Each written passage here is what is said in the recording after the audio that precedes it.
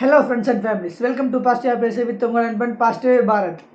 இந்த வீடியோவில் எந்த படத்தையும் நான் பார்க்க போகிறோம் அப்படிங்கிறத பார்த்தோம்னா, டைரக்டர் வெங்கி டைரக்ஷனில் சதீஷ், சிம்ரன் குப்தா, ஜான் விஜய், ஆனந்த்ராஜ் இந்த மாதிரி பல பேர் நடித்து வெங்கட் பரத் மியூசிக்கில் ரிலீஸ் ஆகிருக்க படம் தான் வித்தைக்காரன். இந்த படத்தோட டோட்டல் ரிவ்யூ, படத்தில் ப்ளஸ் என்ன மைனஸ் என்ன அப்படிங்கிறத அலாசி ஆராய போகிறோம். வாங்க ரிவ்யூக்குள்ளே போகலாம்.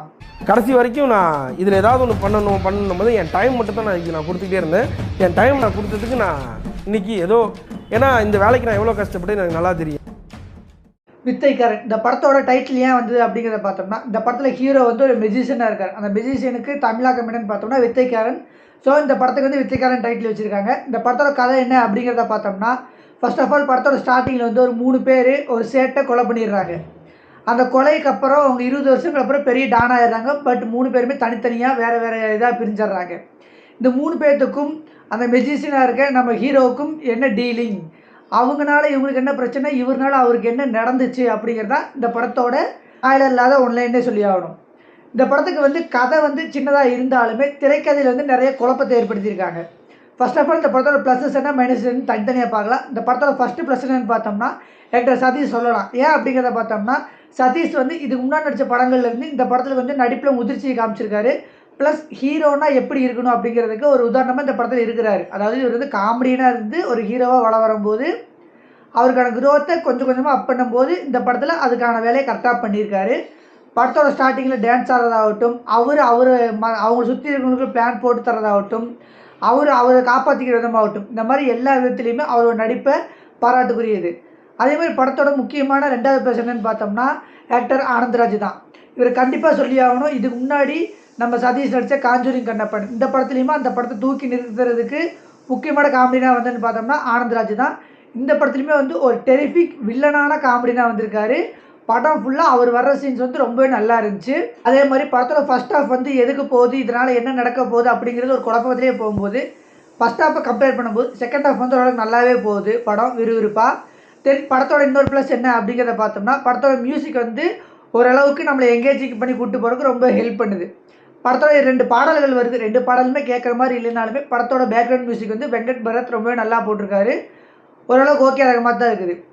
இது போக படத்தில் ப்ளஸஸ்ன்னு பார்த்தா எதுவுமே கிடையாது. படத்தில் மைனஸஸ் வேணால் நிறைய இருக்குது. அது வேணால் 1 by 1 அடுக்கிறேன், வாங்க பாருங்கள். ஃபர்ஸ்ட்டு சொன்ன மாதிரி தான் படத்தில் ஃபஸ்ட் ஹாஃப் வந்து ரொம்பவே லேக்காக போகுது. தென் வந்து செகண்ட் ஹாஃப் வந்து ஒரு ஏர்போர்ட்டுக்குள்ளே நடக்கிறதுனால அதோட காமெடியில் வந்து ஓரளவுக்கு நல்லா இருந்தாலுமே ரொம்ப போரிங்காக கொண்டு போகிற மாதிரியே இருந்துச்சு. ஃபஸ்ட் ஹாஃபில் வந்து நிறைய லேகு, இது எதுக்கு இந்த சீன் வருது, எதுக்கு இந்த சீன் வருது, எதுக்கு இந்த சீன் வருதுன்னு ரொம்பவே வந்து நம்ம மைண்டை குழப்புற மாதிரி தான் இருக்குது. தென் வந்து படத்தில் மெர்சலோட தாக்கம் நிறையாவே இருக்குது. ஏன் அப்படிங்கிறத பார்த்தோம்னா, சேம் இதுலேயும் டபுள் ஆக்ட் தான் மெஜிஷியனாக வர்ற நம்ம சதீஷ்.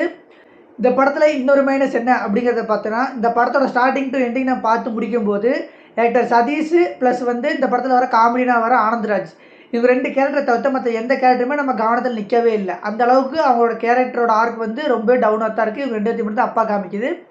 படத்தில் இன்னொரு ப்ளஸ்ஸாக எனக்கு தோணுன பர்சனலாக விஷயம் என்ன அப்படிங்கிறத பார்த்தோம்னா, ஆக்டர் சதீஷ் வந்து ஸ்லோ மோஷன் போட்டுக்கிட்டு ஒரு பேக்ரவுண்ட் ஸ்கோர் வந்து போட்டு நல்லா மாஸாக போட்டு நடந்து வருவார். அது பார்க்கும்போது நமக்கே வந்து ஒரு காமெடியனுக்கு இப்படி தேவையா அப்படின்ட்டு நம்ம யோசிக்கக்கூடாது அப்படிங்கிறதுக்காகவே அதுக்கு ஆப்போசிட்டுக்கு ஆனந்த்ராஜ் வந்து பேக்ரவுண்ட் ஸ்கோரை கட் பண்ணு, ஸ்லோ மோஷனை கட் பண்ணு, இப்போ நடந்து வரட்டும் அப்படின்னு பார்க்கும்போது வேணாம் நீ போட்டு விடு அப்படின்னு சொல்லுவார். அந்த சீன் வந்து ரொம்ப நல்லா இருந்துச்சு. அதே மாதிரி படத்தில் வந்து ஆனந்த்ராஜோட காமெடியில் செகண்ட் ஹாஃபில் வந்து அந்த பாத்ரூம்கள் நடக்கிற காமெடி சீன் இது நல்லாவே இருந்துச்சு. தென் வந்து அதுக்கப்புறம் இன்னொரு இடத்துல ஸ்லோ மோஷன் போட்டு வரும்போது ஆனந்த்ராஜோட கூட இருக்கிற கேரக்டர் வந்து சொல்லும், இப்போ அந்த ஸ்லோ மோஷன் பேக்ரவுண்ட் ஸ்கோரி ஆஃப் பண்ணிட்டு அப்படின்னு கேட்கும்போது வேணாம் சூட் ஆகுது அப்படின்னு சொல்லுவார். கண்டிப்பாக சூட் ஆச்சுன்னே சொல்லி ஆகணும். அவருக்கு ஹீரோ ஃபேஸ் நல்லாவே இருக்குது. படத்தில் இதெல்லாம் போக மைனஸஸ் தான் நிறையா இருக்குதுன்னு சொல்லியிருந்தேன். அதே மாதிரி படத்தோட திரைக்கதையாகட்டும், லேக் ஆகட்டும், மற்ற கேரக்டர் ஆர்க் ஆகட்டும், பாடல்களாகட்டும், இந்த மாதிரி பல விஷயங்கள் லேக்காகவே அமைஞ்சிருக்குது. அதே மாதிரி படத்தில் இன்னொரு ப்ளஸ் என்னென்னு பார்த்தோம்னா, ஒன் சைட் லவ் பண்ணுற ஒரு கேரக்டர் வந்து தான் லவ் பண்ண பிள்ளைய வந்து ஆசிட் அடிக்கிறது, அவங்கள போய் தப்பாக மாஃபிங் பண்ணுறது, நம்பர் எழுதி வைக்கிறது, இந்த மாதிரி பல விஷயம் நம்ம பார்த்துருக்கோம். பட் இந்த படத்தில் வந்து அதெல்லாம் இருக்கக்கூடாது அப்படிங்கிறதுக்காகவே ஒரு கருத்து திணிக்கிறங்கிறதுக்காகவும் இல்லை, போகிற போக்கில் ஒரு கருத்து சொல்லியிருக்காங்க. அது என்ன அப்படிங்கிறத பார்த்தோம்னா, ஒன் சைடாக லவ் பண்ண பிள்ளை வந்து வேறு ஒருத்தரை கல்யாணம் பண்ணாலுமே அவளுக்கு ஒரு பிரச்சனை வரும்போது நான் போய் நிற்பேன், நான் யாராக இருந்தால் என்ன அவளுக்கு தெரியணுன்ட்டு அவசியம் இல்லை, அவளுக்கு ஒரு பிரச்சனை நான் போய் நிற்பேன் அப்படின்னு சொல்கிற அந்த ஒரு சின்ன போர்ஷன் வந்து எனக்கு ரொம்பவே வந்து கூஸ்பம்ப்ஸ் ஏற்படுத்துச்சு. ஒரு சின்ன நெருடலையும் கொண்டு வந்துச்சு. இப்படிலாம் நல்லா இருக்குது அப்படிங்கிற மாதிரி அந்த ஒரு சீனுக்காகவே வந்து இந்த படத்தை நான் பாராட்டுறேன். அதுபோக இந்த படத்தில் வந்து எதுவுமே வந்து உருப்படியாக இல்லை அப்படி தான் சொல்லி ஆகணும். இந்த படத்தில் ஓவரால் வெயிட்டிங் என்னன்னு பார்த்தோம்னா, மேட்டுக்குடி படத்தில் வந்து நம்ம கவுண்டமணி சார் சொல்லுவார் டைலாக்கு, இவனை வித்து தெரியாதவன்டா, இவன்ட்ட போய் சண்டை கட்டி நான் என்ன பண்ண போகிறேன் அப்படிங்கிற மாதிரி தான் இருக்குது இந்த படத்தோட டைட்டிலுக்கு ஏற்ற படங்கள், படத்துக்கு ஏற்ற டைட்டிலும். அதே மாதிரி இந்த வருஷத்தில் வந்து எந்த படமே வந்து அவ்வளோக்கா வந்து தமிழ் இண்டஸ்ட்ரியில் க்ரோத் தரல. எல்லா படமே வந்து அபோவ் ஆவரேஜாக தான் போயிட்டுருக்குது. அந்த வரிசையில் தான் இந்த படமே அமைஞ்சிருக்குது. இதுக்கப்புறம் வர்ற படமாச்சு ஏதாச்சும் க்ரோத் தருமா, தமிழ் இண்டஸ்ட்ரிக்கு ஒரு நல்ல ஒரு நெக்ஸ்ட் ஸ்டெப்பாக இருக்குமா அப்படிங்கிறத பொறுத்திருந்து பார்ப்போம். அது வரைக்கும் ஸ்டே டியூன்லேயே இருங்க. நம்ம பாசிட்டிவ் பேஜ் சேனலை ஷேர் பண்ணுங்கள், லைக் பண்ணுங்கள், கமெண்ட் பண்ணுங்கள், மறக்காமல் சப்ஸ்கிரைப் பண்ணுங்கள். பாய்.